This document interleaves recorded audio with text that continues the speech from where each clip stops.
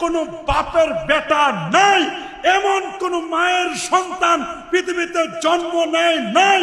বাংলাদেশে, সাবকন্টিনেন্টে, এই পাক ভারত উপমহাদেশে এমন একজন আলেম বের হয় নাই ইবনু হাজার আসকালানির সাথে মোকাবেলা করতে পারে। তিনি বলেন মিলাদুন নবীর দলিল বুখারীতে আছে, মুসলিমে আছে। তিনি এই হাদিস দলিল দিয়েছেন। দোস্ত, এমন কোন কওমি আলেম, এমন কোন সরকারি, দরকারি, আধা সরকারি, বেসরকারি, এমন কোন মসজিদের বড় হুজুর, ছোট হুজুর, মুয়াজ্জিন হুজুর, এমন কোন হুজুর আছেন, এমন কোন পীর আছেন যিনি এই হাদিস যে দলিল দিল ইবনু হাজার আসকালানি, এই দলিল খণ্ডন করার মতো এমন কোন আদরের কলিজার টুকরা সন্তান আসো? আসো বাবা, আসো, আসো। যদি প্রমাণ করে দেখাইতে পারো এই দলিল তিনি দেন নাই, এই দলিল আমাদের লাগবে না, উনার চেয়ে আমি বেশি বুঝি, আমাদের ওয়াজ করার দরকার নাই, তুমি যা বলবা তাই মেনে নিব। আর এটা যদি সত্য হয় তাহলে মেনে নিবা কিনা? আসো দোস্ত, তোমার সাথে মুলাকাত করি, মুসাফা করি, আসো মিলাদুন নবী পালন করবা কিনা বলবো। ঈদে মিলাদুন নবীর দলিল কয়েকটা বলে আমি শেষ করব। প্রথম দলিল দেব বুখারী শরীফ থেকে। বলেন কোন জায়গা থেকে? 4801 নম্বর হাদিস। আব্দুল্লাহ ইবনে আব্বাস হাদিসটি বর্ণনা করেছেন।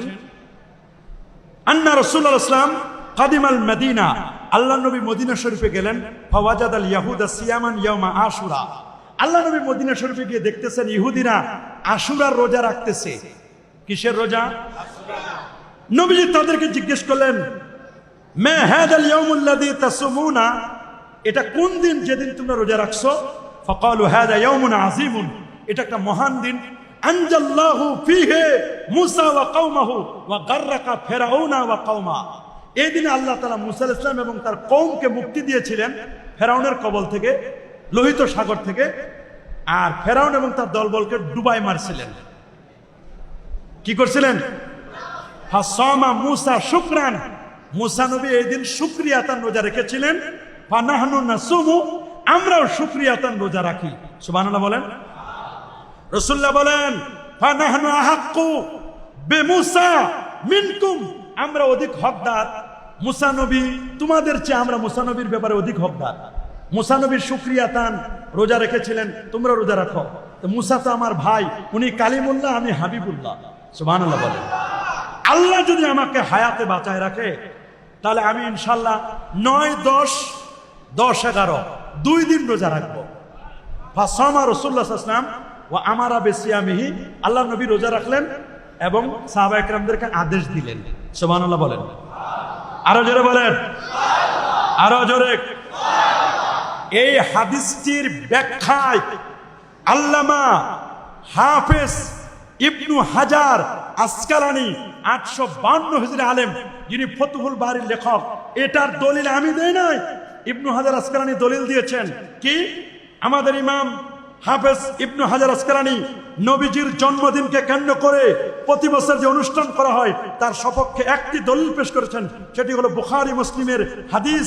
আল্লাহ নবী যেই হাদিসের ব্যাখ্যায় স্পষ্ট করে উলামায়ে কেরাম বলে দিয়েছেন, ফাইস্তাফাদু মিনহু ফিলু শুকর লিল্লাহি আলা মা মান্না বিহি ফি ইয়াউমিন মুআয়্যানিন মিন আসনা'i নি'মাতিন আও দাফে নিকমাতিন ওয়া ইউআদু যালিকা ফি নাযীর যালিকা আল-ইয়াওম মিন কুল্লি সানা ওয়া শুকরু লিল্লাহ ইয়াসুলু বি আনওয়াইল ইবাদা কাস-সুজুদ ওয়াস-সিয়াম ওয়াস-সাদাকা ওয়াত-তিলাওয়াত ওয়া আইয়ু নি'মাতিন আযামু মিনান নি'মা বিবুরুজ হাদা নবী নবীর রাহমা ফি যালিকা আল-ইয়াওম। আল্লাহু আকবার। তিনি বলেন, শোনো, কোন নির্দিষ্ট দিনে যখন আল্লাহ তাআলা কোন নিয়ামত প্রদান করেন কিংবা মুসিবত উঠিয়ে নেওয়ার মাধ্যমে অনুগ্রহ করেন, তখন সে বিষয়ে আল্লাহ তাআলা শুকরিয়া জ্ঞাপন করা যাবে। যেদিন মুসা নবীর উম্মতের উপর আল্লাহ নিয়ামত দান করছেন, ওই দিন যদি আল্লাহ নবী শুকরিয়া করতে পারে, আমার নবী পৃথিবীতে যেদিন আসেন, এই দিন এই নবীর আগমন যে কত বড় নিয়ামত, এর চেয়ে বড় নিয়ামত আর পৃথিবীতে কিছু হতে পারে? তিনি কোরআনে আয়াত দলিল দিলেন, সূরা ইব্রাহিমের 5 নম্বর আয়াত, ওয়াযাক্কিরহুম বিআইয়ামিল্লাহ, তোমরা আল্লাহ পাকের দিবসগুলোকে স্মরণ করিয়ে দাও। এই হাদিস দ্বারা দলিল দিয়েছেন ইবনু হাজার আসকালানি, ইমাম সাখাবি, ইমাম জুরকানি, এই রকম 7 জন বড় বড় ইসলামিক স্কলার তারা দলিল দিয়েছেন কথা থেকে আল আজবিবাতুল মারদিয়াহ, তারা তৃতীয় খণ্ড 1117 1118 পৃষ্ঠায় দলিল দিয়েছেন। আমরা দলিল দেই নাই, পুরপুরা না, সারসিনা না, কোন কওমি আলেম না। যদি এখানেও কেউ থাকেন কোন কওমি হযরত, কোন আলেম, আমাকে প্রশ্ন করতে পারেন, হুজুর এটা কি আমার বক্তব্য না আমি একজন মুস্তাহিদ ইমামের বক্তব্য দিলাম, হাদিস দিলাম বুখারীর, বলতে পারেন যে হুজুর এটা আপনি বুঝলেন না, এটা আমি বুঝি নাই, এটা বুঝেছে ইমাম ইবনু হাজার আসকালানী, তার ফতহুল বারী না পড়লে আলেম হতে পারবেন না। আল্লাহু আকবার বলেন। আরেকটা দলিল দেব বুখারী শরীফ থেকে, নিবেন? নেন। এই দলিল সব সময় শুনেন। ক্বালা উরওয়াতু ওয়া সুয়াইবিয়া মাওলাতু লি আবি লাহাব, আবু লাহাবের দাসী, নাম তার সুয়াইবিয়া। বলেন কি নাম?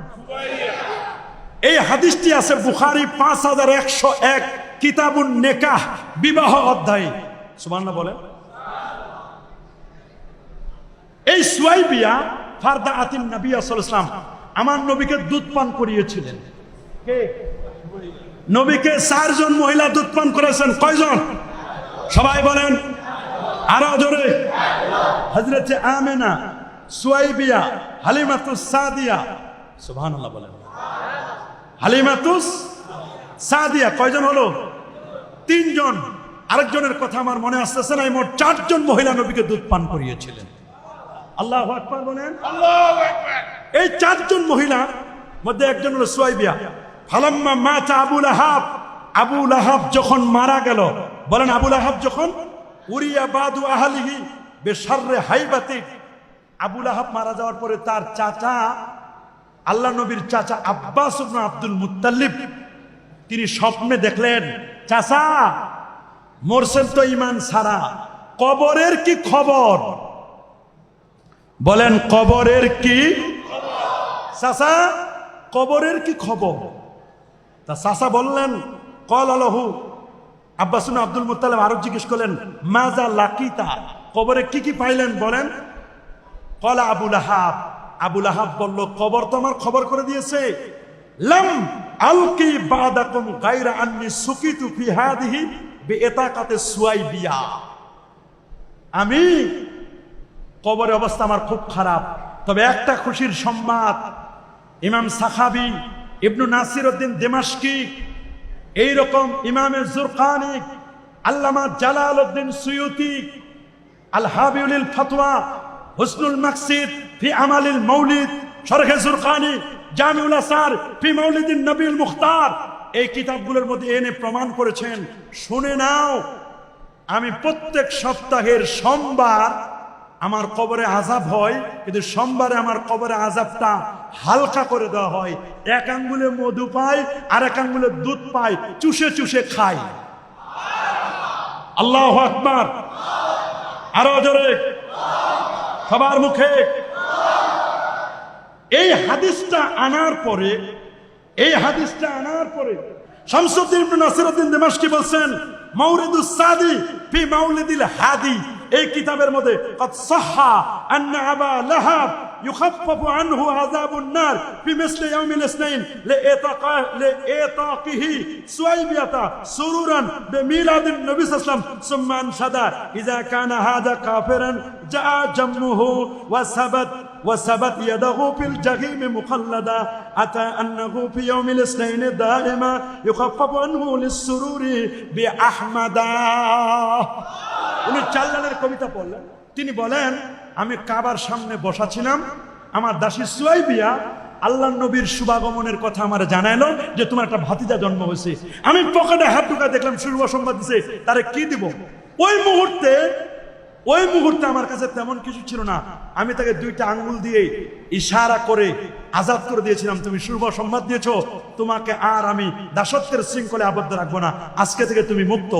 এই যে কাজটা কাফের আবু লাহাব, যার ব্যাপারে কোরআনের আয়াত তাব্বাত ইয়াদা আবি লাহাবি ওয়া তাব্বা, এই আবুল আহাব নবীর জন্মে খুশি হয়ে আনন্দে আতিশয্যে দাসী সুয়াইবিয়াকে আজাদ করার কারণে একজন কাফের হয়ে মৃত্যুর পরে কবরে এক আঙ্গুলে মধু পায় আর এক আঙ্গুলে দুধ পায়, কবরে আজাব হালকা হয় নবীর মিলাদুন নবীর কারণে। যদি একজন কাফের অবস্থা হয় তাহলে একজন মুসলমানের অবস্থাটা কেমন হবে? আশিকে রসুলের অবস্থা কেমন হবে? কবরের আযাব কি হালকা হবে না? কি বলেন, হবে? হবে? কয়টা হাদিস বললাম? এটা কি বুখারী শরীফের বাইরে গেছে? আমার বক্তব্য দিছি না ইমামদের বক্তব্য? এটা কি মসজিদের ইমাম না মুস্তাহিদ ইমাম?